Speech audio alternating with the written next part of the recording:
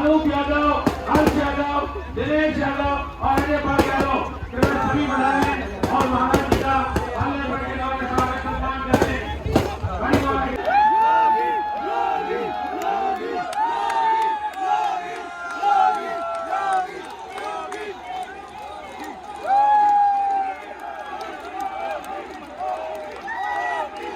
भारत माता की, भारत माता की, भारत माता की, वंदे मातरम, वंदे मातरम, वंदे मातरम। बाबा गोरक्षनाथ की, बाबा गोरक्षनाथ की, योगीराज बाबा भर्तरीनाथ जी की, योगीराज बाबा भर्तरीनाथ जी की, बाबा मस्तनाथ जी की, बाबा मस्तनाथ जी की, बाबा इस क्षेत्र के पूज्य सभी संतों की, पूज्य सभी संतों की, हर हर महादेव।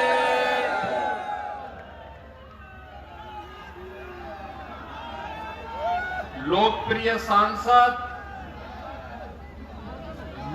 और तिरजारा विधानसभा क्षेत्र से भारतीय जनता पार्टी के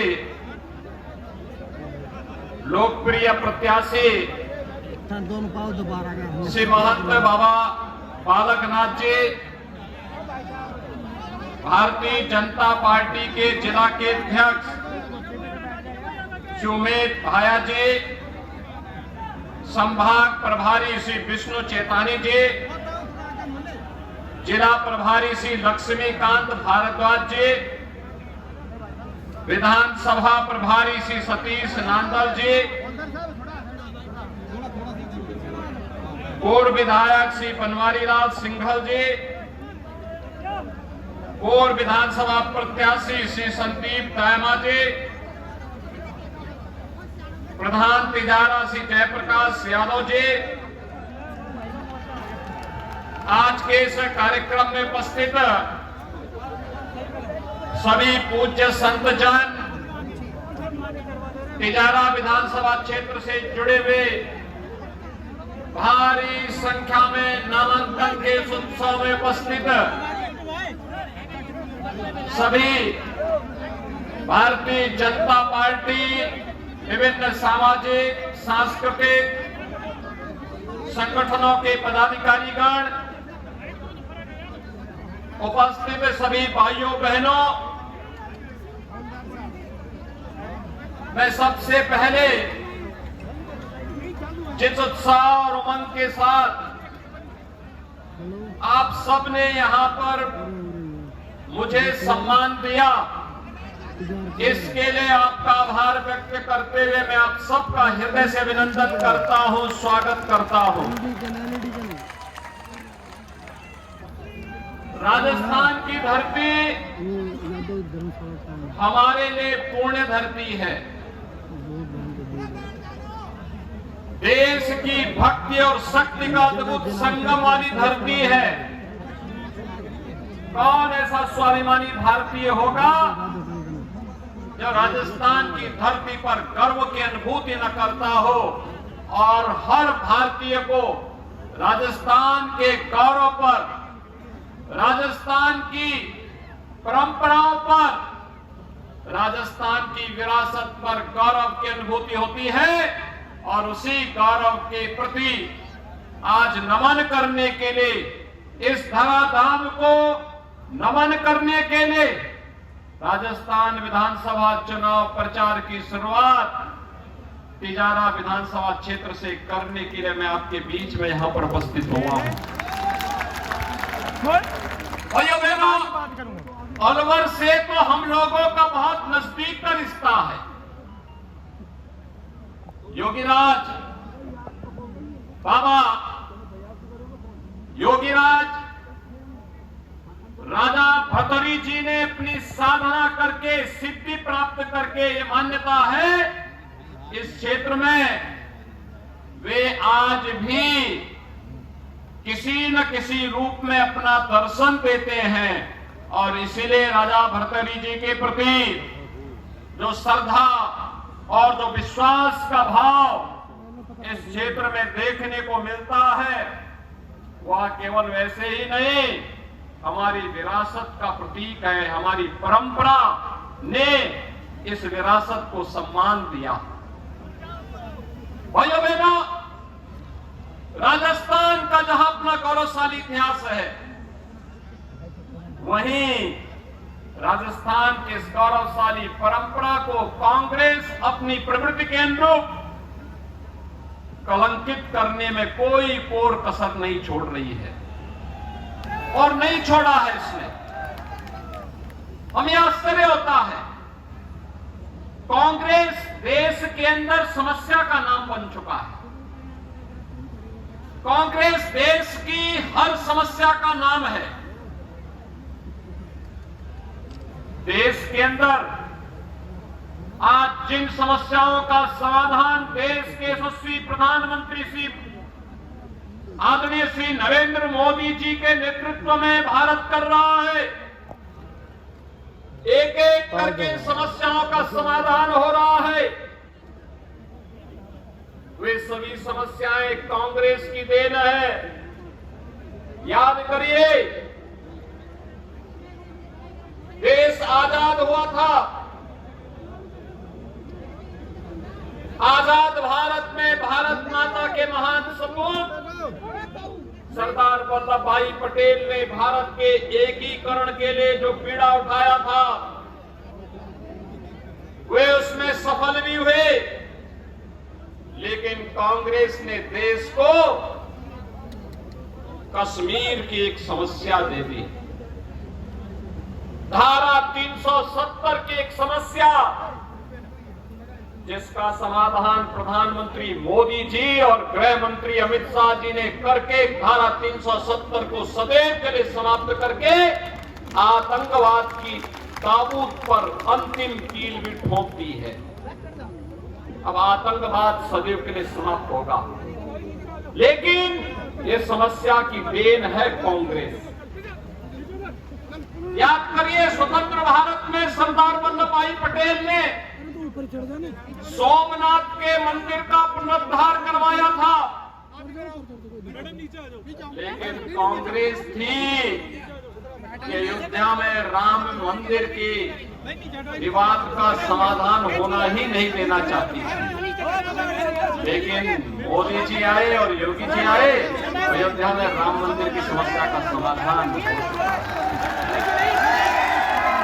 डबल इंजन की सरकार यही है, जो समस्या है उसका समाधान करने का नाम ही डबल इंजन है।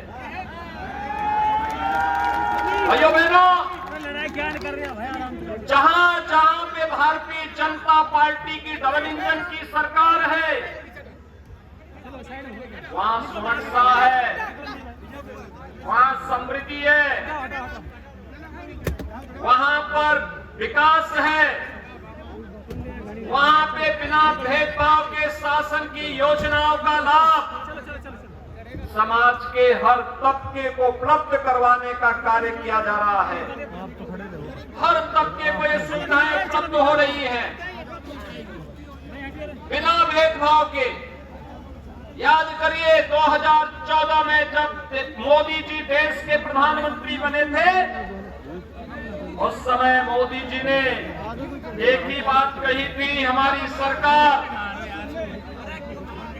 व्यक्ति, जाति, मत, मजहब, क्षेत्र, भाषा के आधार पर नहीं, सबका साथ और सबके विकास की भावना के अनुरूप कार्य करेगी। याद करिए, मोदी जी ने ये बात कही और उसके अनुरूप उन्होंने योजनाएं बनाई। याद करिए, उन्होंने जो कहा सो करके दिखा दिया।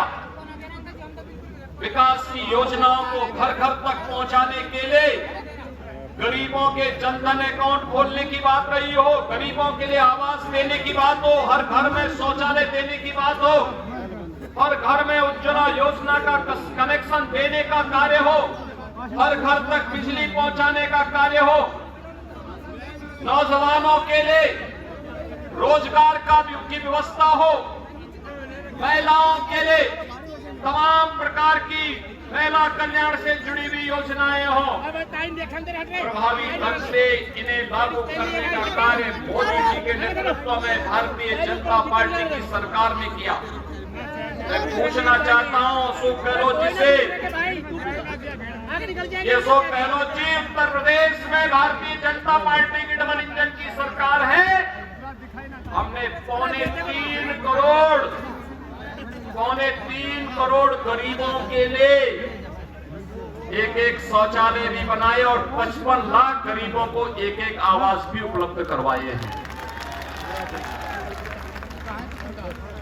1,75,00,000 गरीबों को उज्ज्वला योजना के फ्री के कनेक्शन उपलब्ध करवाए हैं और उत्तर प्रदेश के अंदर 10 करोड़ लोगों को 5 लाख रुपए की स्वास्थ्य बीमा का कवर दे रखा है। किसी भी हॉस्पिटल में जाएंगे फ्री में उपचार की व्यवस्था होगी। हर घर नल योजना के लिए उत्तर प्रदेश जैसे 25 करोड़ की आबादी के राज्य में प्रभावी ढंग से हम लागू कर रहे हैं योजना को। हर घर में शुद्ध पेयजल की आपूर्ति हो रही है। अब तक हम लोगों ने 1.5 करोड़ से अधिक परिवारों को पानी के कनेक्शन उपलब्ध करवाने में सफलता प्राप्त कर ली है। लेकिन राजस्थान कहां है? राजस्थान का पैसा, यहां की युवाओं की मेहनत, यहां के नागरिकों के परिश्रम और पुरुषार्थ का लाभ आखिर राजस्थान को क्यों नहीं मिल पा रहा है? ये तुष्टीकरण का खेल कब तक चलेगा? और मैं आपसे पूछना चाहता हूं, एक तरफ आप तो तस्करों को महिमामंडित करते हैं और दूसरी तरफ पूज्य संतों के आश्रम पर बुलडोजर चलाते हैं। ये कैसे स्वीकार किया जा सकता है? यहां पे संतों की हत्या होती है, गौ तस्करी और गौ कसी होती है, बहन बेटियां सुरक्षित नहीं है, व्यापारी की संपत्ति पर कोई भी गुंडा आकर के कब्जा कर लेता है। उत्तर प्रदेश 25 करोड़ की आबादी का राज्य है, लेकिन किसी गुंडे की हिम्मत नहीं है कि किसी बेटी की इज्जत के साथ खिलवाड़ कर सके। किसी गुंडे की हिम्मत नहीं किसी व्यापारी की संपत्ति पे कब्जा कर सके। किसी गरीब, किसी निरीह, किसी कमजोर, किसी दलित की जमीन पर या उसकी किसी भी अन्य संपदा पर कोई कब्जा करने का दुस्साहस नहीं कर सकता है। अगर करेगा तो पीछे से बुलडोजर उसको रौंद करके ठीक करेगा।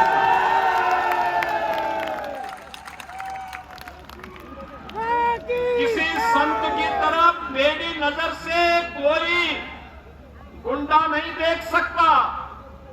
बेटी को सुरक्षा है तो पूज्य संतों का सम्मान भी है।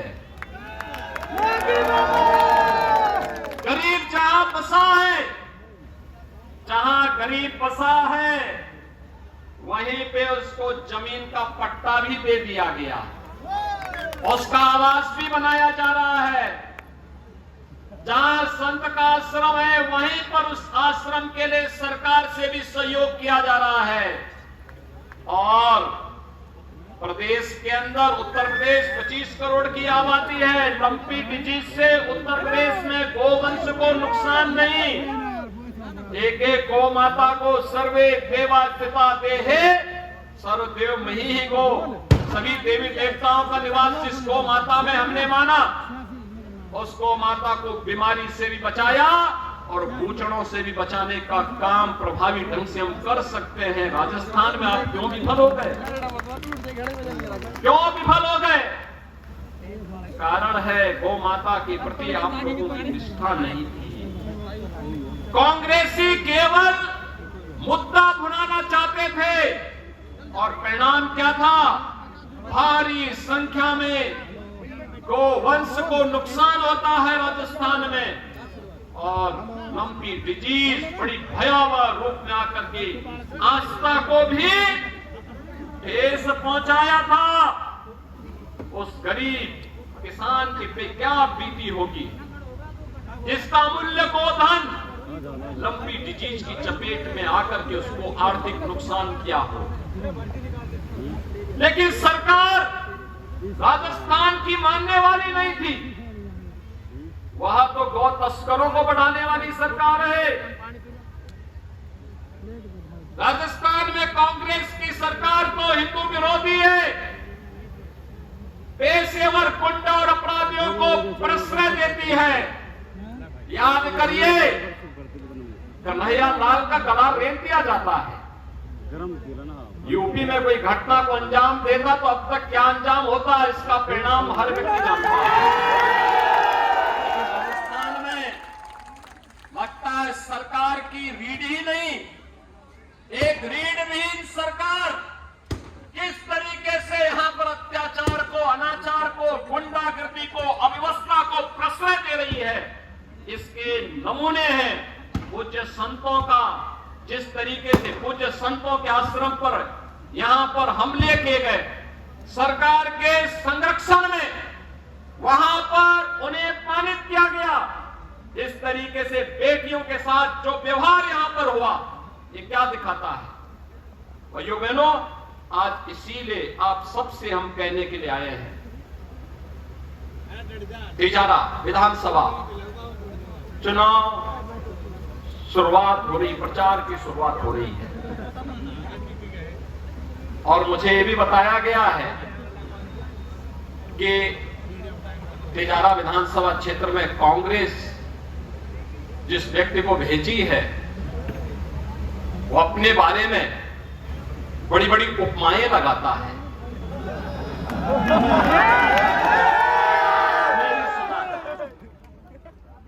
भाइयों बहनों, तालिबान का उपचार तो बजरंगबली की गदा ही है। देख रहे हैं ना इस समय गांजा में इजराइल तालिबानी मानसिकता को कैसे कुचलने का काम कर रहा है। सटीक एकदम निशाना मार मार।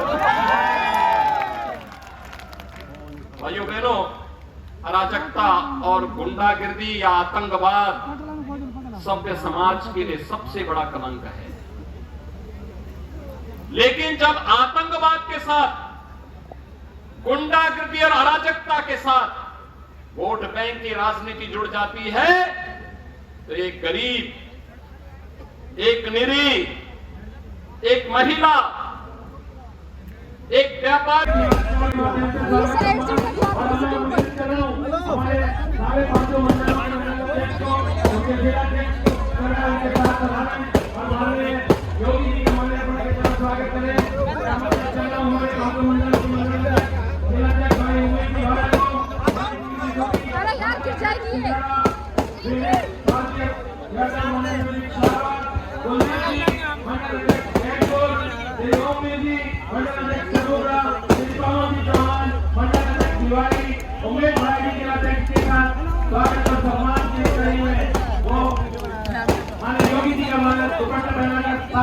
स्वागत करते हुए हमारे सारे पार्टी